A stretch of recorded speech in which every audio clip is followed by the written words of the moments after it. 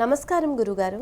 నమస్తే గురువుగారు, పాఠ్యాంశాల్లో ప్రాచీన భారత చరిత్రను చేర్చాలని ఉద్యమం చేయడానికి పూనుకున్నారని విన్నాం. ఈ ఉద్యమం చేయాలని మీ సంకల్పానికి ప్రేరణ ఏమిటి? 45 సంవత్సరాల వెనక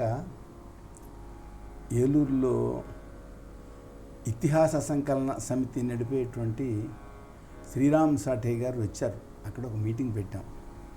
అక్కడ ఐఏఎస్ ఆఫీసర్లకి చరిత్ర బోధించేటువంటి ఒక లెక్చరర్ గారిని అధ్యక్షులుగా పిలిచినప్పుడు వారితో చెప్పాము, అయ్యా మీరు మీ అభిప్రాయాలు మీకు ఉంటాయి, ఆయన అభిప్రాయాలు ఆయనకు ఉంటాయి, వాటిని మీరు ఖండించకండి, ఏదైనా మాట్లాడితే విడిగా మాట్లాడదురు కానీ అని చెప్పాం.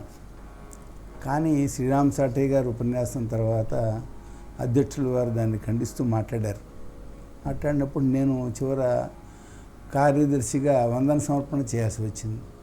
అప్పుడు నేను అన్నాను, అయ్యా రాముడు ఆర్యుడు, రావణాసుడు ద్రావిడు అంటారు, కానీ రామాయణంలో ఈ రాక్షసుల ఇళ్లలో అగ్నిహోత్రాలు వేదాలు ఉన్నాయి అనేటువంటి మాటలు వినబడతాయి. తెల్లవారగట్ల రాక్షసులు, బ్రహ్మరాక్షసులు వాళ్ళు వేదాలు చదువుతున్నారు వాళ్ళు అని చెప్పిన దాంట్లో ఉంది.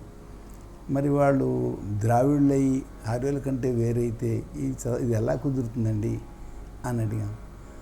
నేను అన్నాను అని మళ్ళీ కృతజ్ఞతలు చెప్పాను. చివర ఆయనకు చాలా కోపం వచ్చింది, నన్ను పిలిచి అవమానం చేశారు అన్నారు. అయితే ఆ సందేహం నాకు ఉండిపోయింది. ఏంటిది వీళ్ళు ఆర్యులు వేరు ద్రావిడులు వేరు అంటున్నారు, రాముడు ఆర్యుడు, రావణాసుడు వాళ్ళు ద్రావిడులు అంటున్నారు, రాక్షసులు వాళ్ళే అంటున్నారు. అది నిజమైతే ఏమిటి అక్కడ వేదాలు ఎందుకుంటాయి? వేదాలు ఆర్యులవి కదా. అలా ఉండగా మాకు ఆంధ్ర విశ్వవిద్యాలయంలో అకాడమిక్ స్టాఫ్ కాలేజీలో ఈ తరతరాల భారత చరిత్ర అని ఈ ఢిల్లీ జేఎన్యూలో పనిచేసేటువంటి ఆవిడ ప్రొఫెసర్ గారు రుమిల్లా థాపర్ గారు రాసిన పుస్తకం ఇచ్చారు. ఆ పుస్తకం చదివిన తర్వాత నాకు చాలా ఆశ్చర్యం వేసింది. ఎందుకంటే అక్కడ 3 కొమ్ముల దేవుడు, 3 తలలు 2 కొమ్ములు ఉన్న దేవుడు ఒకడు ఉన్నాడు, 3 కొమ్ముల దేవుడు ఇంకొక ఆయన ఉన్నాడు, ఇలా రాశారు వాళ్ళు. రాస్తే ఇది ఎవరిని అడగాలి? ఎవరైనా కొంచెం ధార్మికులను అడిగితే చీచి మాకు చెప్పద్దు అంటారు, లౌకికులను అడిగితే చరిత్ర అంటారు. అప్పుడు నేను దానిపైన పరిశోధన చేయాలి, వాస్తవాన్ని తెలుసుకోవాలి, చెప్పేవాళ్ళు లేరు అనేటువంటి భావన ఏర్పడి ఈ పరిశోధనకి దిగాల్సి వచ్చిందనమాట. ఓకే, ఈ పురాతన భారతీయ చరిత్ర మనకు తెలియకుండా కనుమరుగు అవ్వడానికి గల కారణాలు ఏమిటంటారు?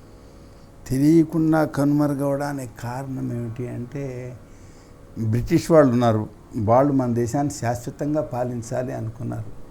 వాళ్ళు కొన్ని ప్లాన్లో ఉన్నారు. ఏమిటి వాళ్ళ ప్లాను? మనం ఏం తెలియని వాళ్ళం, మనకి నాగరికత లేదు, వాళ్ళు చాలా గొప్పవాళ్ళు, ఈ భావాలు మనకు కలగాలి. దానికోసం అక్కడి నుంచి ఇక్కడికి వచ్చిన అధికారులు వాళ్ళు చెప్పారు, వాళ్ళు అనాగరికులు, వాళ్ళకి మతం లేదు కనుక వాళ్ళతో చాలా జాగ్రత్తగా ఉండాలి అని చెప్పారు. ఈ మాట నేను సిపి బ్రౌన్ గారి చరిత్రలో చదివాను. వాళ్ళకి అలా బోధించారు వచ్చేటప్పుడు ఒకటి. దీనికి అనుగుణంగా వాళ్ళు చరిత్ర ఏర్పాటు చేశారు. ఆ చరిత్ర చదివితే మనకు అనిపిస్తుంది మనం బట్టి పనికిమాలిన వాళ్ళం, వాళ్ళు గొప్పవాళ్ళు అనిపిస్తుంది. దీనికి ఒక ఉదాహరణ చెప్తాను.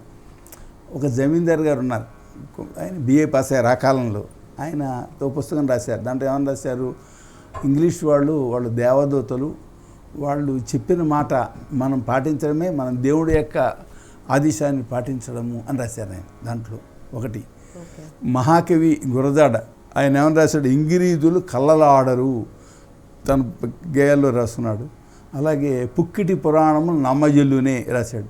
మన సంస్కృతి గురించి ఇది భావన, వాళ్ళని గురించి ఆ గొప్ప భావన. ఇదంతా చరిత్ర వల్ల వచ్చినటువంటి ఈయనే కాదు, ఆరుద్ర గారు అనగానగా తెలుగువాడనేటువంటి ఈగ తన పేరు మర్చిపోయింది అని ప్రారంభించాడు. అంటే మన సంస్కృతి మనకి తెలియదు అని. అంతేకాదు ఈ చరిత్ర గ్రంథాల్లో మనకు చరిత్ర రాయడం చేత కాదు, ఇంగ్లీష్ వాళ్ళు వచ్చి మనకు చరిత్ర రాయడం నేర్పారు, ఈ మాటలన్నీ ఉన్నాయి.